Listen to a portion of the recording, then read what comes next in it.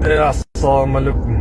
Африс бизнесмендер постоянно ушу видеоны көрүп анада эле ушу видео чыгарат. Балам аз да көрүп калып атпайбы жана арашан баккандарчы. Туугандар. Арашан багып анан $5,000, $10,000, $2 миллион, $3 миллион деп чыгарып атпай, ишенбегиле. Алар афристер. Алар мондай силерге түшүндүрүп берем. Мафия мындай.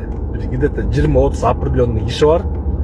Ошолор эле арашан бардары да анан бирөөнү алып келип эле жанагынтип эле 2 миллионго 3 миллионго сатып эле жөн эле реклама кылып берет. Самом деле аны эч ким албайт. Аны ошентип эле понт кылып эле бияктагы дармаеттер ишен арашан баксаң 3 миллион 4 миллионго сатып турбайсың деп баары алсын деп кылат. Нормально акыл эси бар адам